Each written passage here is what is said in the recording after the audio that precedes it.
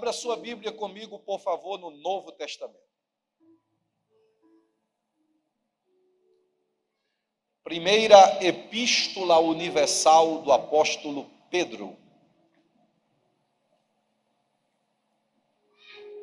Primeira de Pedro, capítulo 2.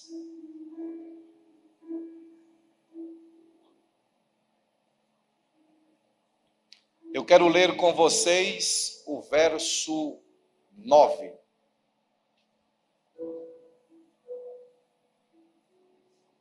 Primeira Epístola de Pedro, o apóstolo Pedro, capítulo 2, versículo 9. Os que encontraram, digam amém. Diz-nos assim a palavra de Deus: vocês, porém, são geração eleita, sacerdócio real, nação santa, povo de propriedade exclusiva de Deus, a fim de proclamar as virtudes daquele que os chamou das trevas para a sua maravilhosa luz. Eu vou ler mais uma vez. Vocês, porém, são geração eleita, sacerdócio real, nação santa, povo de propriedade exclusiva de Deus, a fim de proclamar as virtudes daquele que os chamou das trevas para a sua maravilhosa luz. Tendo lido este versículo, eu vou pedir para você repetir 3 coisas comigo. Repita comigo. O que somos, por que somos e para que somos. Mais uma vez, o que somos, por que somos e para que somos. Sentem-se, por gentileza.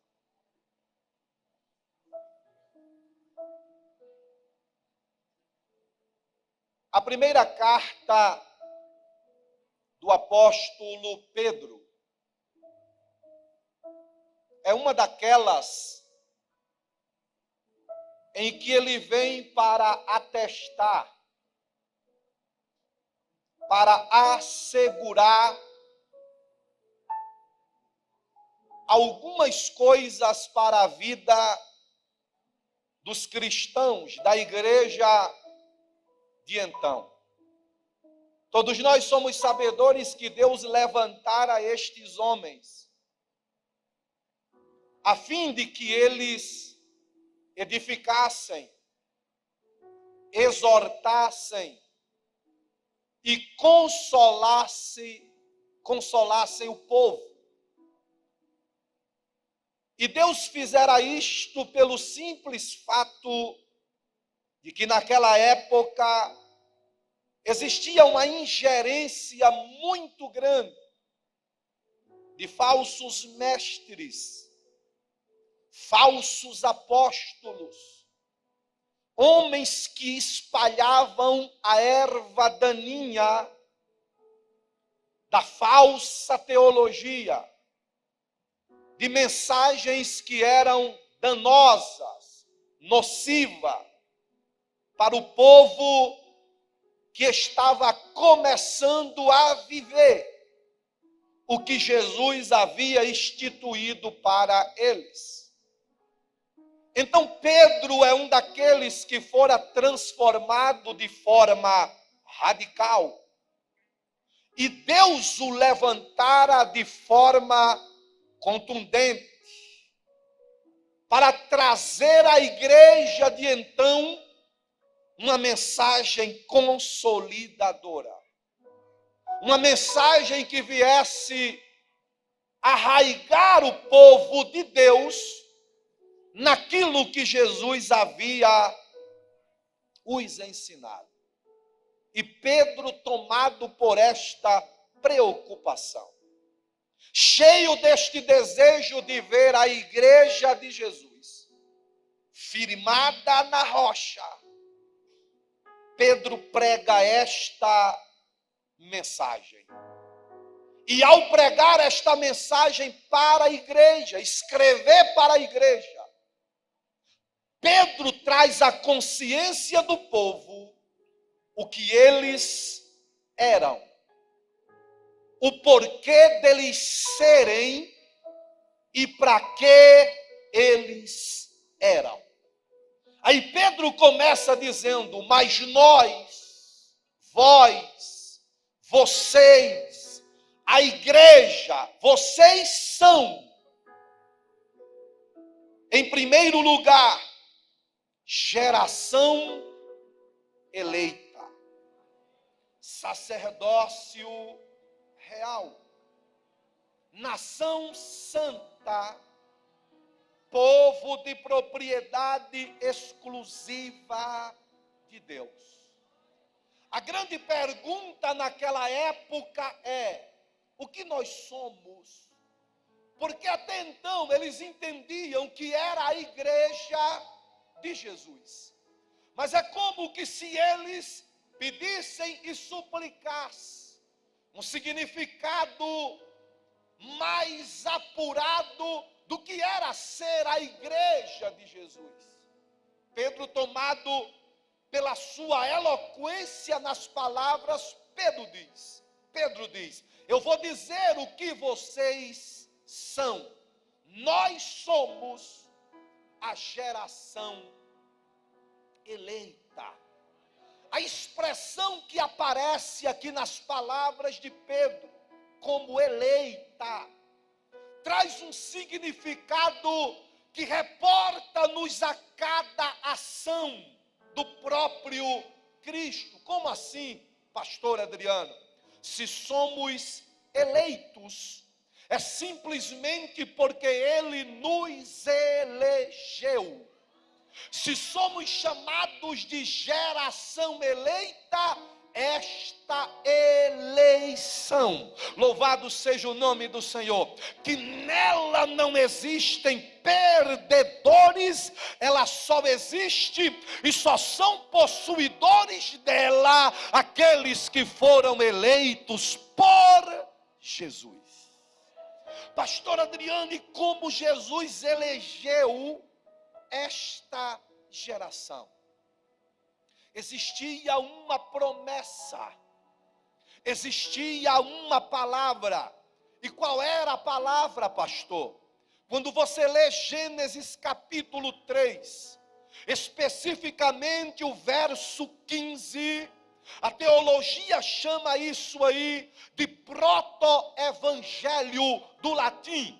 Porque a expressão que aparece lá é: quando Deus olha para a mulher, Deus diz: sairá um da tua descendência, louvado seja o nome do Senhor, e este esmagará a cabeça da serpente, ela lhe ferirá o calcanhar, mas ele esmagará a cabeça da serpente.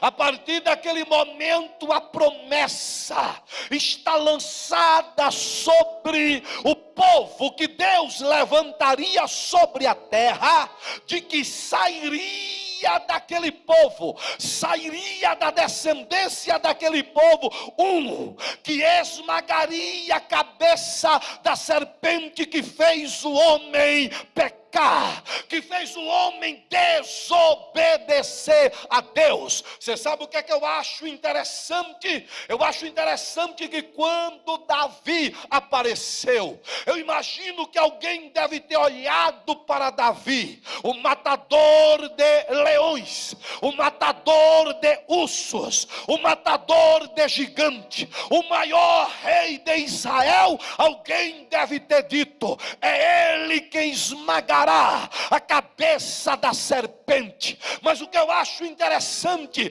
é que Davi matou o urso, Davi matou o leão, Davi matou o gigante, mas não esmagou a cabeça da serpente.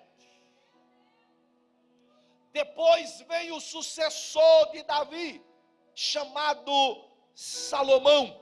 Salomão é o homem mais sábio da face da terra.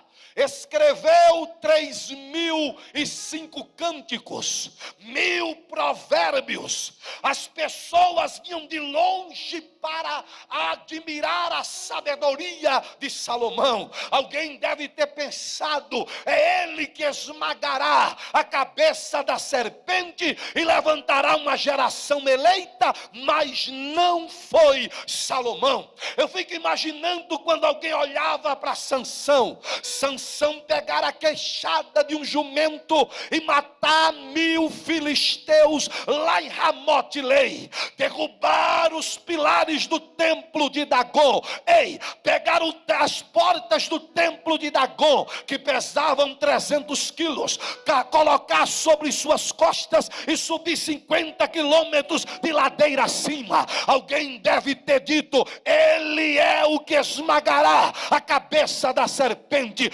Mas não foi Sansão. Mas a Bíblia Sagrada me diz, no Evangelho de Jesus escrito por Lucas, capítulo 2 e verso 11, que uma mulher, que a Bíblia diz que era virgem, mas concebeu por obra e graça do Espírito Santo, casada com um carpinteiro chamado José, procurava um lugar para dar a luz ao seu filho, mas todos lhe fecharam a porta. Ela vai para uma estrebaria.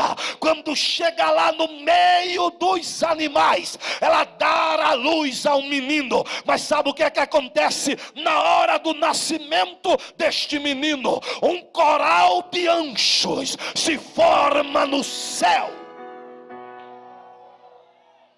e os anjos começam a cantar e a dizer: é que hoje vos nasceu na cidade de Davi o Salvador, que é Cristo o Senhor. Bendito seja o nome dele para todo sempre. Este menino aparece, diz a Bíblia Sagrada, lá em Lucas capítulo de número 2 e verso 46, que quando procuraram o menino e não acharam ele, foram para o meio dos doutores, e um menino com 12 anos de idade estava entre os doutores da lei, perguntando e respondendo, respondendo e perguntando. Bendito seja o nome do Senhor. Foi este menino que, quando cresceu, lá em João capítulo 2, chega no primeiro convite que ele recebe para ir a um casamento em Caná da Galileia, e no meio do casamento o vinho acabou, e alguém imaginou: acabou a festa. Mas a festa não acaba onde Jesus está. A festa só presta e tem significado se Jesus estiver na festa. Ei! Pode ter cantor famoso na festa, pode ter pregador na festa, pode ter dinheiro na festa, pode ter ornamento na festa, mas se Jesus não estiver na festa, a festa não presta, a festa não serve, a festa não tem brilho. O significado da festa é Jesus, a glória da festa é Jesus, a paz da festa é Jesus, a alegria da festa é Jesus, o transformador da festa é Jesus, quem salva a festa é Jesus. Olhe para quem está do seu lado e diga para essa pessoa: se for fazer uma festa, Não esqueça de chamar Jesus. Louvado seja o nome do Senhor para todo sempre. Porque a sua festa pode até ser grande, mas se não tiver Jesus, ela vai apequenar-se. Ela vai ficar sem significado. Ela não vai servir para nada. Pode ser a festa mais simples que você possa imaginar. Se Jesus estiver na festa, vai ter glória na festa, milagre na festa, transformação na festa. Quem pode testificar isso? Levante as duas mãos para os céus, por gentileza.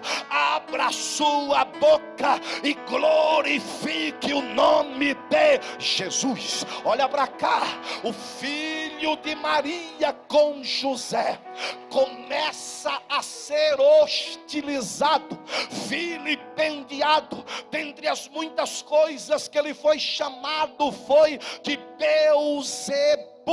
Ele foi chamado de glutão, ele foi chamado de beberrão, ele foi condenado por alguém por sentar-se com uma mulher no poço de Jacó e entrar na casa dos pecadores e comer com eles. Alguém olhava para ele e dizia: é mais um farsante, é mais um enganador, é mais um falso Messias. Mas sabe o que é que a Bíblia diz? Lucas capítulo 4, do verso 16 em diante. Um dia de sábado, Jesus chega em Nazaré e vai direto para a sinagoga. Está tendo culto na sinagoga. Jesus entra e se senta lá. Na hora que alguém se prepara para ler o livro da lei, Jesus coloca-se de pé. Alguém pega o livro da lei e coloca nas mãos dele, e ele abre onde está escrito: o Espírito do Senhor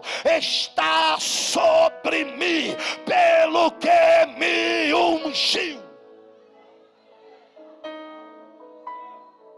Me ungiu para evangelizar os cativos, dar vista aos cegos, libertar os oprimidos e anunciar o ano aceitável do Senhor. Quando Jesus fez aquilo, que saiu da sinagoga, a turba inimiga quis apedrejar Jesus. A partir daí você vai ver, começa a perseguição. Ele morava em Nazaré, tem que sair de Nazaré e ir para Cafarnaum. Lá faz de Cafarnaum o seu quartel general, mas a perseguição continua. Por quê? Ele começa a mexer não só com a espiritualidade falsa dos falsos espirituais, ele começa a mexer com a hipocrisia dos hipócritas, a falsidade dos falsos e aqueles que queriam fazer negócio na casa do Senhor. Ei, Jesus era aquele que de vez em quando colocava na sua mão um azorrague,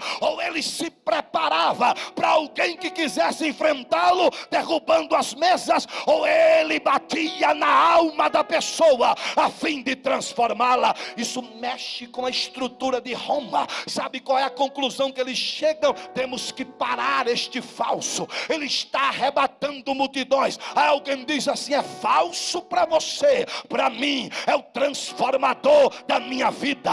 É falso para você, mas eu já vi ele multiplicando pães e peixes e alimentando a multidão de quase 15 mil pessoas. Outro dizia: eu já vi ele andar por cima das ondas quando ele não quis acalmá-las. Outro disse: eu já vi alguém tocar nele, sair virtude dele e a pessoa ser curada na hora.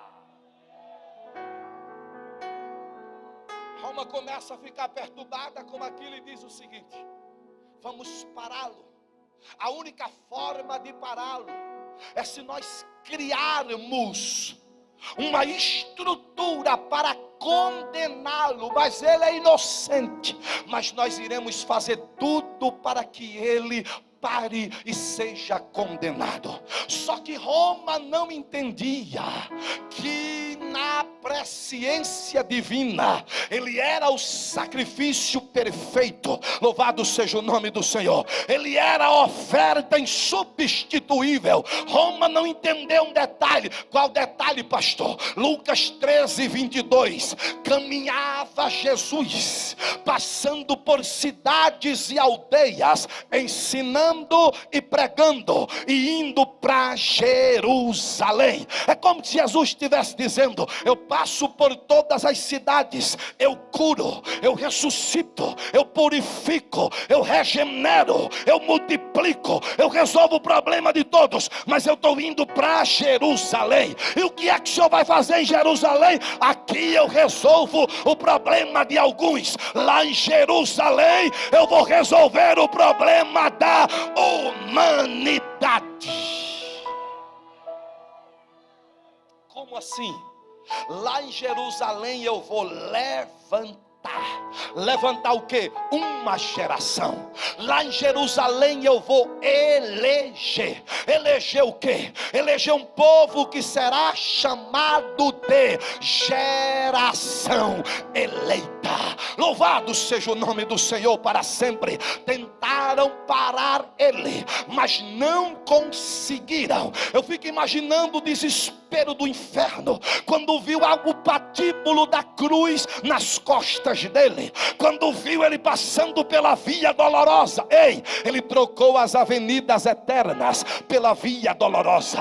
Ele trocou a coroa de glória pela coroa de espinhos. Ele trocou o trono de glória por uma cruz. Tudo isso para que hoje eu e você fôssemos chamados de geração eleita.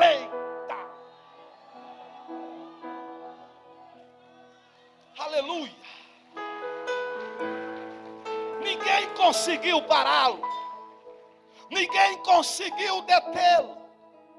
Ele até tombou na via dolorosa, mas Deus enviou o Cirineu, aleluia, para auxiliá-lo enquanto ele carregava a cruz. Sabe o que é que eu vejo? Aprendo com isso aqui. Quando o Cirineu apareceu e começou a ajudar o meu querido Jesus a carregar a cruz, é como que Jesus estivesse dizendo: fiquem tranquilos, geração eleita, vocês terão que carregar a cruz de vocês, mas o Cirineu celestial, ele descerá e ele auxiliará vocês a carregar a cruz. Ei, você não está só. Eu vim aqui nesta noite para dizer: você não está só. Quando você tombar, o Cirineu chamado Espírito Santo vai te ajudar. Deixa eu ver quem recebe esta palavra hoje.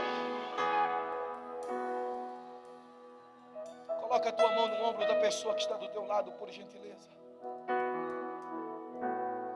Diga para essa pessoa: o Espírito Santo é o Cirineu que você precisa para te ajudar a carregar o peso da cruz.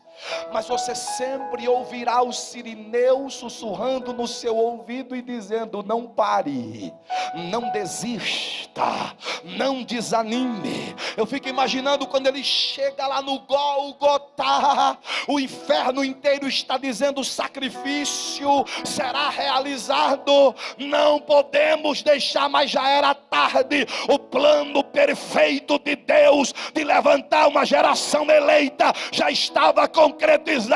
Eles só erguem a cruz no meio de dois malfeitores, e lá está a personificação do amor de Deus.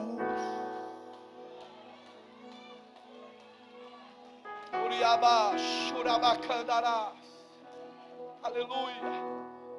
Eles tentaram amortizar o sofrimento dele, mas ele não aceitou. Tentaram anestesiar ele, mas ele não aceitou. Ele veio para sentir as dores. As dores dele nos dão autoridade hoje para dizermos que somos a geração eleita. Quando ele não suportava mais tamanha dor e sofrimento, ele ergue a voz para o céu e proclama em aramaico, bendito seja o nome do Senhor, a seguinte palavra: tetelestai.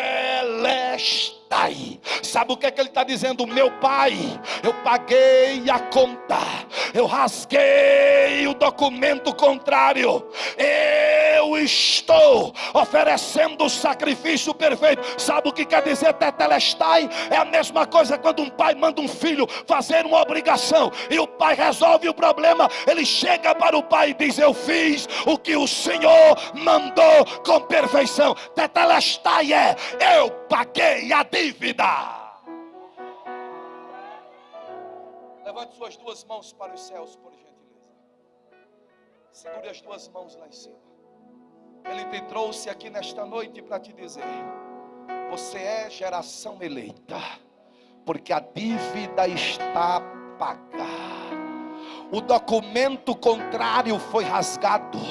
O selo que te condenava foi rasgado lá na cruz do Calvário. Agora escute isso aqui. Quando ele disse tetelestai, a Bíblia diz que ele entregou o Espírito e inclinou a cabeça. Sabe o que era que estava acontecendo naquele exato momento? A cabeça da serpente estava sendo esmagada, como foi prometida lá em Gênesis. Bendito seja o nome do Senhor. Eu tenho uma notícia para dar a você: aquele que alguém chama de maior inimigo da igreja, ele está vencido. Eu vou dizer de novo: aquele que alguém chama de maior inimigo da igreja, ele está vencido.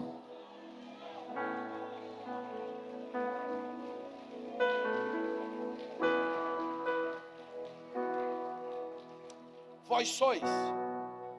O que é que nós somos, pastor? Geração eleita. Ele nos elegeu. O que é que nós somos, pastor? Sacerdócio real.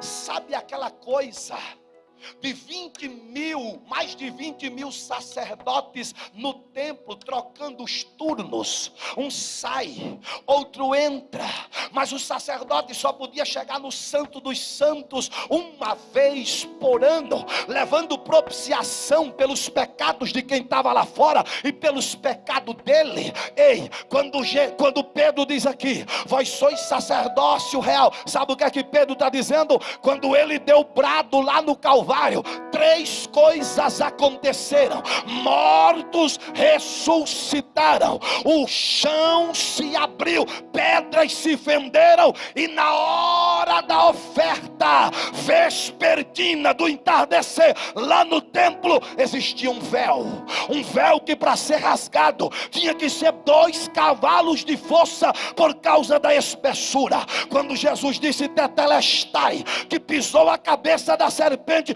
começa a acontecer um fenômeno extraordinário. Qual foi, pastor? A Bíblia diz assim, olha: e o véu do templo, grita comigo, rasgou-se. Bem alto, rasgou-se. Mais forte, rasgou-se. Agora tem um mistério aqui, apóstolo, que eu acho interessante demais. A Bíblia não diz que o véu do templo rasgou-se de baixo para cima, porque seria coisa de homens, sabedoria humana, força humana, estratégia humana. Não, a Bíblia diz assim: e o véu do templo rasgou-se de alto a baixo. O véu que separava já não separa mais.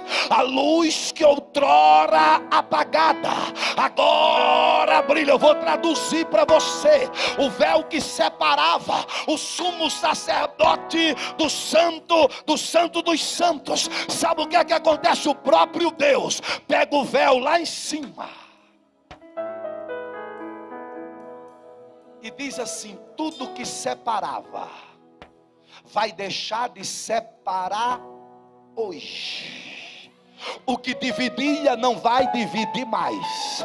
A partir de agora, não tem mais esse negócio de sacerdote só quem é da tribo de Levi ou da descendência de Arão. A partir do momento em que o meu filho deu brado na cruz do Calvário, aqueles que são geração eleita também são sacerdócio real.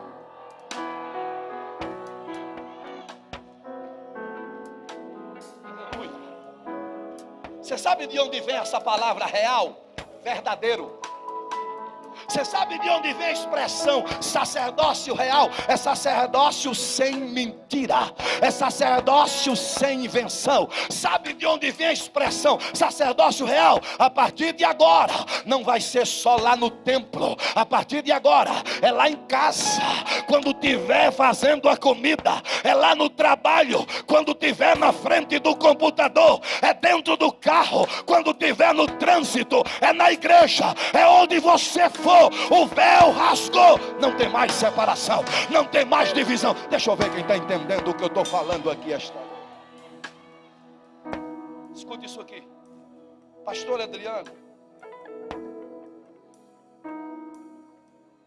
Aquela presença eu não sinto, aquela presença que todos falam sobre ela eu não sinto. Permita-me ser direto e franco. Não sente se não quiser, porque o véu foi rasgado de alto a baixo e você é sacerdócio real. Pelo amor de Deus, não tem mais essa da presença e da Shekinah está lá, da glória está lá e você ficar do lado de cá. Pode avançar, pode dar passos, pode entrar, aleluia, no Santo dos Santos. Bendito seja o nome do Senhor. Você lembra do que Davi disse no Salmo 27, verso 5? No dia da adversidade, Ele me esconderá no seu pavilhão, no recôndito do seu tabernáculo me acolherá. O recôndito do tabernáculo aqui é o lugar íntimo. Oh, louvado seja o nome do Senhor. É o lugar da glória, da presença. É o lugar onde você sente a presença dele. Não há desculpa mais para você. Você pode sentir a presença dele onde você estiver. Segure as duas mãos lá em cima, por favor. As duas mãos. Deixa eu falar com você. Nação, geração eleita, sacerdócio real, nação santa. Nação santa aqui é nação separada, separada exclusivamente para o uso dele. Nação santa é nação que não se contamina. Nação santa é nação que não celebra o pecado, não celebra a imundícia, não celebra os conceitos deturpados dessa sociedade. Olha para cá, o negócio está tão sério. Nós devemos ser uma nação santa mais do que nunca, porque está tudo invertido, irmão. O povo fica celebrando o que não deveria ser celebrado, o povo fica celebrando o que é imoral, o povo fica fazendo do que é imoral o ídolo e querendo agora fazer famoso o que é imoral. Pelo amor de Deus, nós somos igreja, nós somos pró-família, nós somos pró-vida, nós somos nação santa. Eu estava conversando isso com Everton e com a minha esposa hoje. Que absurdo! Eu não vou falar as claras aqui porque vocês vão entender muito bem. Estão fazendo do imoral ídolo. Estão fazendo do imoral popstar. Respeite a família. Não estou falando para você não. Estou falando porque isso aqui está sendo gravado para alguém assistir. Respeite a família. Respeite a vida. Respeite a pessoa. Que tem que ser respeitada. Que geração. Mas eu não vou muito longe não. Eu estava conversando com o Everton essa semana. Ele falou: Adriano, Não se admire não. A cantora mais popular do mundo, quem é? Mais famosa do mundo, quem é? É uma que só sabe exibir o sensual, o pernóstico. Vou falar, se eu falasse o nome aqui, os adolescentes também não sabem o que é, porque eu não acredito que adolescente que está na igreja chamada Nação Santa nem procura saber do que é aquilo. Vós sois, é o que somos. Geração eleita. Ele nos elegeu. Sacerdócio real. Você agora não tem mais o véu que separava.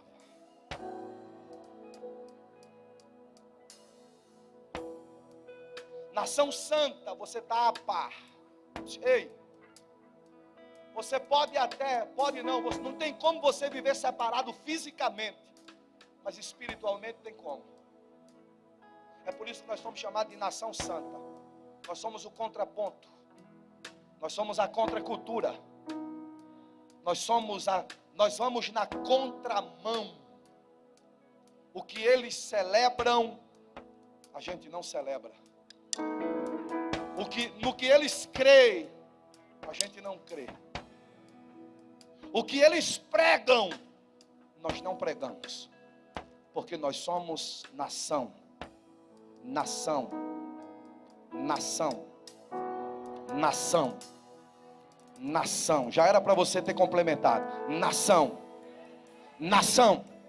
Para estremecer esse lugar aqui, eu quero que você complemente nação santa. Nação.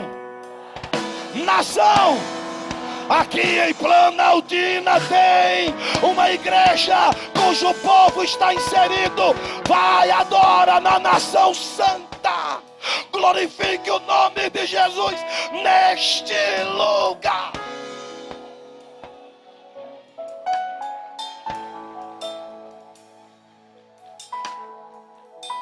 Escute isso aqui.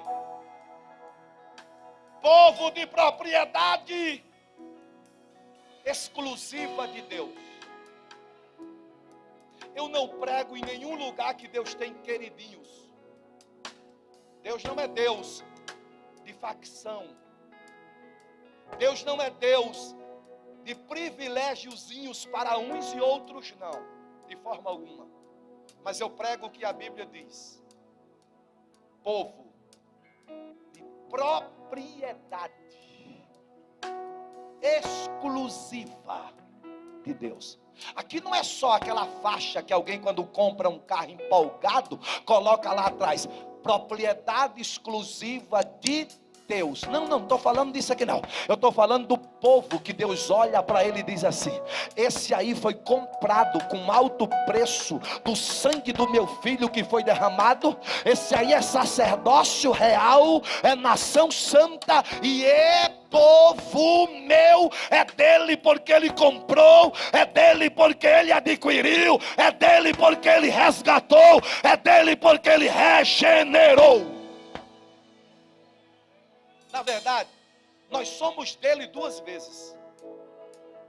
Nós somos dele porque ele nos criou, e nós somos dele porque ele nos comprou. Eu me lembro de uma história de uma menina que ela, sem condição alguma, confeccionou a própria boneca e fez o que alguém chamou de obra de arte. De tão bonita que ficou aquela boneca que aquela menina confeccionou. E para onde ela ia era com aquela boneca? Porque ela tinha um apreço por aquela boneca, porque foi criação dela. Mas um dia, no meio de uma tempestade que deu naquela cidade, aquela menina perdeu aquela boneca. Entrou em desespero, chorou demais. O tempo passou, mas ela nunca esqueceu aquela boneca que ela havia confeccionado. Depois de muito tempo, ela estava passeando com o pai dela no centro da cidade. Passou numa loja de bonecas. Quando olhou na vitrine, estava lá a boneca. E estava um preço estipulado pela boneca. Ela disse: papai, é a minha boneca que eu criei. Mas agora alguém achou e colocou um preço nela. Papai, eu quero a minha boneca de volta. mas nós não temos esse dinheiro, mas eu vou juntar o dinheiro que estão cobrando por ela e eu vou pagar. Aquela criança juntou todas as reservas que ela tinha, com todas as forças que ela tinha, junto com a sua família, pegou o valor daquela boneca. Chegou lá na loja, sem hesitar. Entrou e disse: eu quero a boneca. Qual boneca? Ele disse: eu já sei a que eu quero, aquela lá da frente lá que está lá. Pagou o valor da boneca. O dono da loja entregou a boneca para a criança. Aquela criança apertou a boneca no peito, chorando na frente do seu pai e de todo mundo, disse: agora você é minha 2 vezes. Você é minha porque eu lhe criei, e você é minha porque eu te comprei.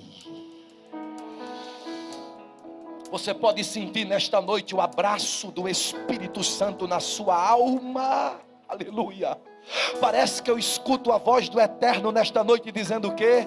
Você é meu, tu é minha, porque eu te criei e porque eu te comprei. Eu te resgatei. Tu estava exposto lá no mercado do pecado, mas eu fui lá e paguei o alto preço, e tu é dele 2 vezes. Quem pode glorificar a ele esta noite? Fique de pé em nome de Jesus. Eu vou ter que terminar. Mas eu vou ter que terminar. Fique de pé.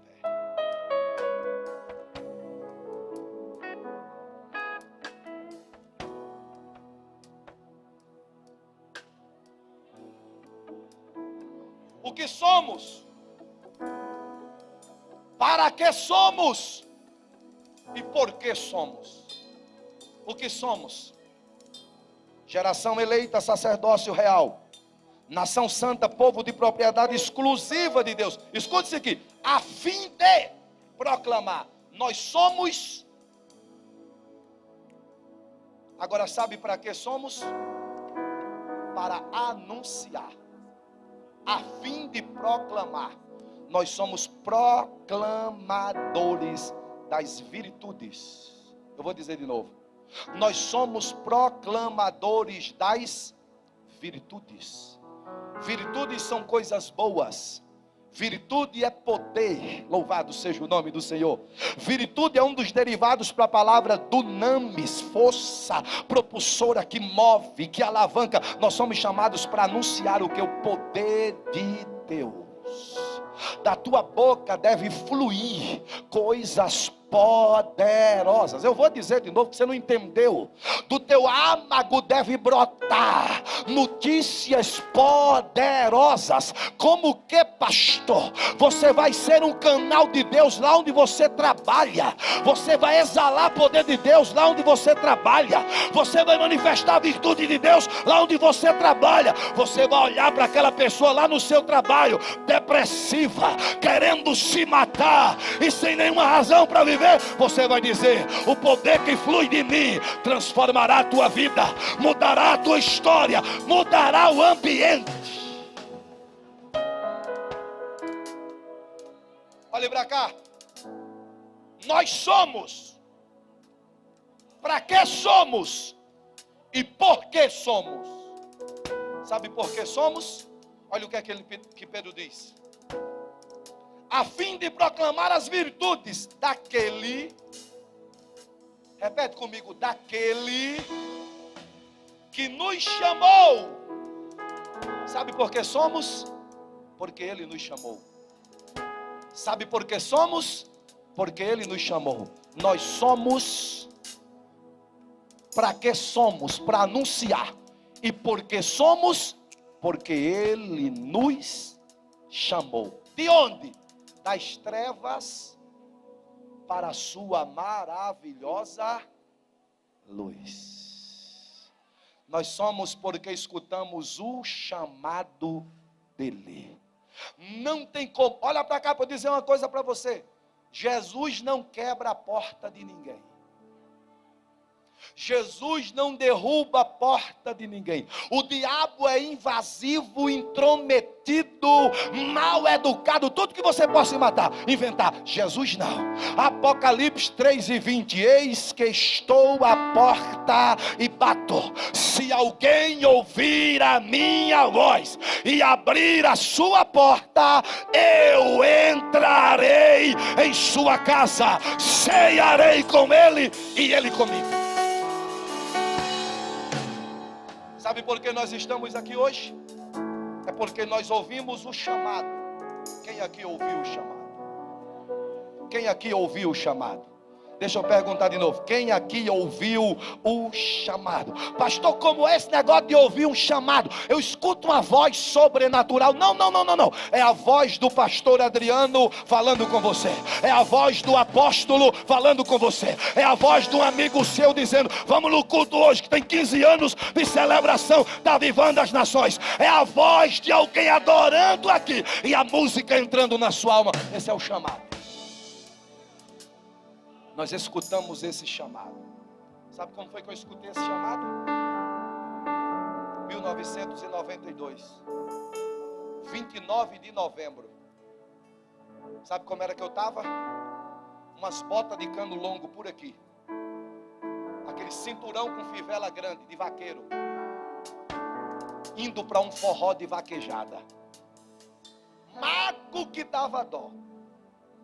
Vou passando na frente da Assembleia de Deus, lá de João Câmara, no Rio Grande do Norte. Aí escutei uma dupla de cantoras cantando: Cristo tem poder, Cristo tem poder. Na Bíblia está escrito que é somente crer. Aí eu parei na janela e fiquei na janela. Daí deram a oportunidade para um pregador da voz rouca começou a pregar. E ele pregando sobre Zaqueu, ele dizia: Jesus fez algumas coisas que Zaqueu não esperava, como por exemplo, parou para Zaqueu, chamou Zaqueu para entrar na casa dele, chamou Zaqueu pelo nome. Eu me lembro que eu estava com o relógio, eu olhava para o relógio e dizia: daqui a pouco começa. Eu me lembro que era a Banda Mix, uma banda muito famosa que tinha lá na minha região. Daqui a pouco começa a Banda Mix tocar e eu vou dançar forró até o dia amanhecer. Aí Deus, na presciência dele, dizia: a tua história com forró termina hoje e a tua história comigo começa hoje, porque hoje tu vai escutar o meu chamado. Quando eu me dei por mim, eu estava lá na frente ajoelhado. Eu e um outro amigo meu chamado Adriano, que foi quem me levou também. Eu estou ajoelhado lá, uma daquelas cantoras chega do meu lado e coloca a mão na minha cabeça e começa a orar por mim. Eu nunca esqueço, ela diz: eu nunca vi esse moço. Um moço tão bonito. Estou brincando, isso ela não falou não. Eu nunca vi esse moço. Não sei quem é ele, nem sei o nome dele. Mas o Senhor que me manda orar por ele conhece ele. E o Senhor está me dizendo que está tirando ele do meio da prostituição e está levando ele para o teu ministério, porque o Senhor levará este moço pelas nações da terra como um anunciador da tua palavra. Eu não sabia nem o que ela estava falando ali. Eu só ouvi. Depois eu descobri que ela era minha parenta. Eu me levantei naquela noite, eu me lembro.